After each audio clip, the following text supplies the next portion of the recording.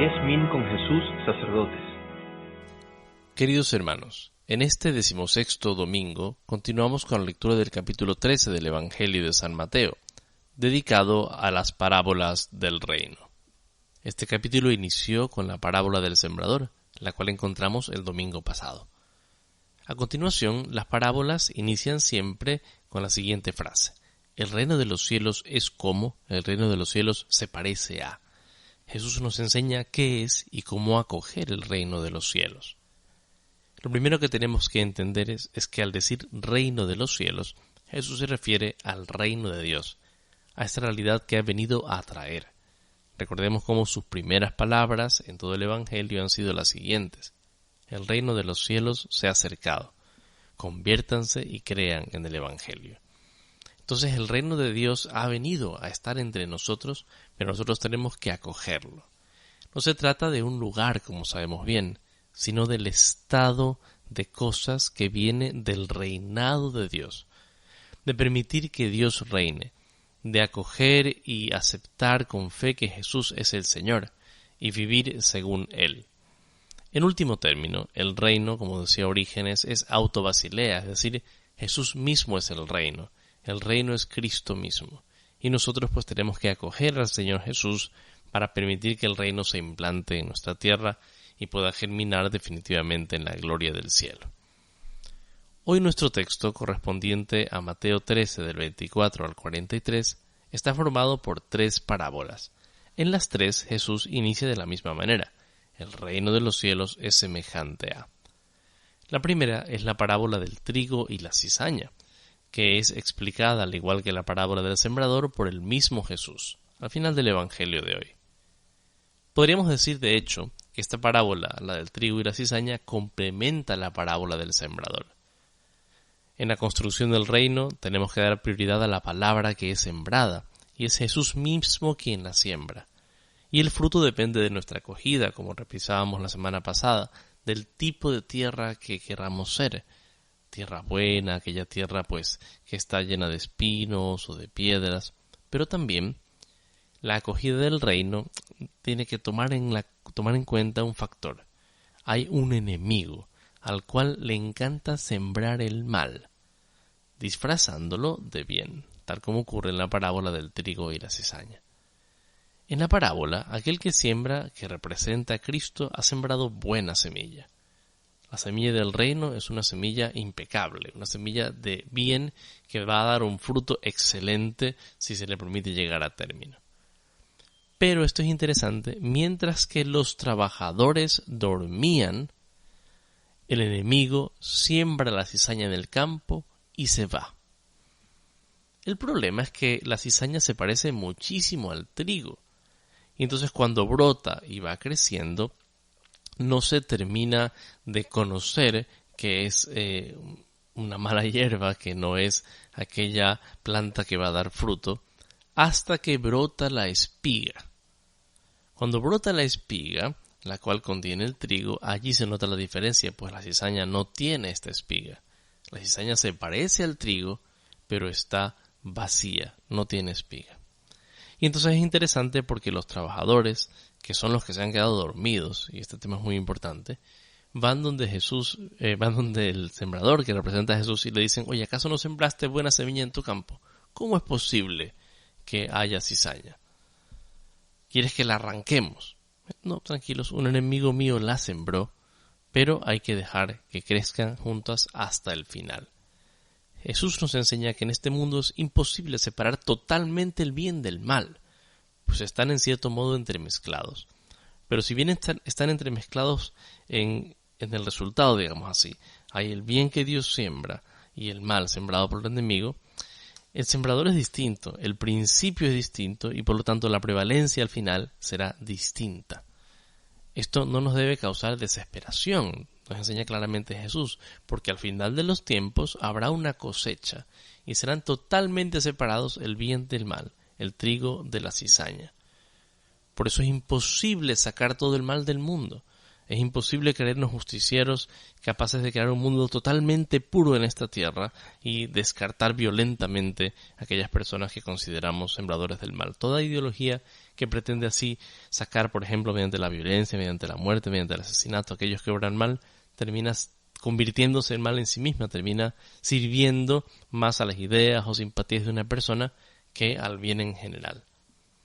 Pero aquí una cosa es muy importante. No es posible arrancar todo el mal del mundo, pero sí es posible sacar y arrancar el mal de nuestro propio corazón. Volveremos sobre esta idea, pero es muy importante. No estamos llamados a ser los justicieros que quitan toda la cizaña del mundo, pero es necesario quitar la cizaña de nuestro corazón, la que nosotros sí podemos distinguir, para no ser aquellos que siembran el mal. Quisiera recalcar una idea. El mal se siembra mientras los trabajadores del reino duermen. Deberían estar velando, como nos enseña Jesús en otros pasajes del Evangelio, y sin embargo duermen. Cuando nosotros dormimos, nos desentendemos de nuestro cultivo espiritual, es entonces cuando el enemigo va sembrando la semilla del mal en nuestro corazón y en el mundo. Cuando dormimos y dejamos de vigilar en nuestra alma, dejamos que en nuestro corazón se siembre el mal. Cuando dormimos y dejamos de vigilar en la vida de nuestra familia, en la vida de nuestra sociedad, entonces el mal se va sembrando. Y tal vez cuando nos damos cuenta, ahí queremos decir, como los trabajadores de la parábola, le reclamamos al Señor, ¿no? Señor, ¿cómo es posible, no? Que haya este mal en mi corazón, que haya este mal en el mundo, que haya tanta gente malvada? ¿Cómo ha sucedido esto? Bueno, pues tal vez porque dormiste, porque no cuidaste de la siembra que Dios había hecho. Pienso en los múltiples ejemplos que podemos poner, ¿no? En los padres de familia, cuando tienen que estar pendientes y no dormirse ni un momento y estar pendientes de que las semillas que se siembren en el corazón de sus hijos sean las semillas correctas, sean las semillas del reino y no del pecado o de alguna ideología. Entonces, qué importante que es, repito, efectivamente, la necesidad de no dormir, pero al mismo tiempo la necesidad de descubrir toda semilla de mal que ha sido sembrada en mi corazón para sacarla inmediatamente. La segunda parábola es la parábola del grano de mostaza. Y esta parábola tiene como particularidad que toma como referencia la semilla de mostaza, el granito de mostaza, que es la más pequeña de las semillas. En efecto es diminuta, se parece un poco a la carcoma que deja la polilla después de haber comido la madera. Es muy chiquita. Pero con el tiempo llega a ser, dice la parábola, la mayor de las hortalizas y se convierte casi en un árbol. Y eso permite que los pájaros aniden en sus ramas. Las realidades del reino, las realidades del bien, al ser sembradas parecen pequeñas, sin mayor repercusión. Pero si son sembradas con constancia y cuidado, llegan a dar un gran fruto. Esto es muy importante porque las cosas de Dios, cuando las vamos a sembrar en nosotros, pueden parecer, pues, repito, diminutas, insignificantes. ¿Qué sentido puede tener? O sea, ¿qué gran repercusión en mi vida puede tener orar hoy 15 minutos o 20 minutos? ¿Qué gran repercusión en mi vida puede tener poner atención hoy particularmente a la Eucaristía y comulgar con inmensa devoción? Parece algo muy pequeño, algo que no va a cambiar tanto, pero a la larga me permite ser un árbol. Es hermosa esta idea. Para los que queremos vivir en el reino de Dios y sentimos precisamente el ataque de tantas tentaciones, qué importante que es esta idea de querer ser como aquel arbusto en el que los demás pueden venir a poner su nido, en los que los demás pueden reposar. Pero para esto hay que sembrar con constancia. Las imágenes agrícolas utilizadas hasta ahora en las parábolas nos permiten tener una visión de nuestra vida desde el punto de vista agrícola, que requiere, el punto de vista de la siembra, de la agricultura, requiere paciencia y perspectiva. Nosotros queremos todo para allá. Nosotros queremos siempre tener el fruto en nuestras manos, pero las realidades del campo requieren tiempo. Lo que ahora puede parecer un bien diminuto, sembrado día a día, puede dar un fruto incomparable. Vuelvo a poner el ejemplo de la oración. ¿De qué me sirve orar ahora? Parecería que de nada. Pero oro primero porque amo al Señor, pero luego porque la oración va construyendo en mi vida un modo diferente de ser. El ejercitarme ahora un poco en tal o cual virtud puede parecer insignificante y cansón, pero a la larga me va a permitir tener una vida virtuosa que va a servir muchísimo a mi familia y a la sociedad. Del mismo modo, utilizando la misma perspectiva agrícola, lo que ahora puede parecer un pequeño mal, un placer del momento, una pequeña camita al aire, con el tiempo puede destrozar mi vida. Dios actúa con tiempo y paciencia, pero el enemigo también tiene paciencia. Entonces el mal que yo planto hoy en mi vida puede ser la dinamita escondida que hará estallar mi vida el día de mañana. El pequeño mensajito que tal vez se permite el esposo a una mujer que no es su esposa o viceversa, que no es nada más que un saludito, que parece algo pequeño, que no va a hacer mucho daño, el día de mañana puede realmente hacer un daño inmenso. Puede terminar destruyendo aquel matrimonio si esa realidad germina y crece. Por eso, tengamos mucha paciencia para hacer el bien y como que seamos muy radicales para cortar el mal. El bien sembrado con paciencia a largo plazo dará frutos maravillosos. Si no somos vigilantes en el mal, él también dará frutos que terminarán ahogando nuestra vida de bien. Finalmente, la última parábola es la de la levadura en la masa. El reino de los cielos se parece a un poco de levadura. ¿Cómo actúa la levadura? Es un puñado de este polvo, ¿verdad?, que unido a toda la masa la hace fermentar, es decir, la hace crecer en tamaño. Y es muy, muy buena esta parábola al terminar esta primera serie de parábolas que vamos a revisar, porque si nosotros sembramos el bien, estamos llamados a ser aquellos que luego lo siembran en el mundo. Es decir, que hacen fermentar el mundo. Nuestro bien, nuestro deseo de hacer las cosas bien y nuestro esfuerzo por hacerlas, el hecho de llevar a cabo bien las obras del reino, es efectivamente lo que dice esta parábola, la levadura en la masa. Pero nuestra aportación al mundo, a la sociedad, al reino, puede parecer muy pequeña, como la levadura, un puñado de algo en comparación con toda la masa no es nada.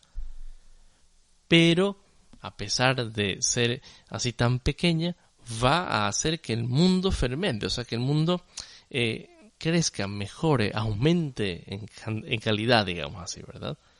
Del mismo modo, nuestra aportación a la sociedad puede parecer insignificante, no se ve como la levadura, pero puede cambiarlo todo como la levadura. Es decir, yo puedo pensar, bueno, ¿de qué sirve que yo sea honesto si todo el mundo a mi alrededor es corrupto? Pienso en estos días en el escándalo de la corrupción tan presente en todas partes, pero en nuestro país de una manera tan fuerte y tan evidente en este tiempo. Claro, si todos pensamos, es que todo el mundo lo hace, es que ¿qué diferencia hago yo si yo no lo hago? Entonces no me doy cuenta que debo ser levadura en la masa.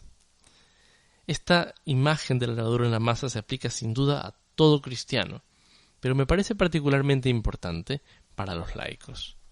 Los laicos están llamados a ser, por definición, aquellos que, digamos, en la masa del mundo, hace que esta masa mejore, fermente con su trabajo y su testimonio de santidad, de vida cristiana, de alegría, pero también de trabajo bien hecho, trabajo honesto, trabajo hecho con solidaridad, trabajo hecho para aportar y no solamente para enriquecerme.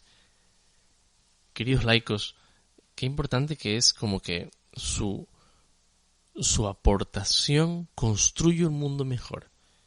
Pero tienes que decidir si quieres ser levadura o si quieres vivir solamente para ti, pensando en tu propio interés, pensando en sacar todo para ti y no en construir un mundo mejor. Finalmente, la levadura también requiere tiempo. El esfuerzo de hoy puede ser que no cambie mucho aparentemente hoy, pero a largo plazo puede hacer un bien incalculable. Generalmente la masa, cuando se mezcla con la levadura, debe dársele tiempo para que fermente, a veces incluso toda una noche. Pues ten paciencia si el bien que ahora haces parece no hacer un gran cambio. Con el tiempo, Dios se encargará de que ese cambio sea todo lo grande que Él requiere para construir su reino. Pero tú haz tu parte, haz lo tuyo. Pon tu granito, en este caso no de arena, sino tu granito de mostaza. Pon tu pedacito de levadura y el Señor hará lo demás.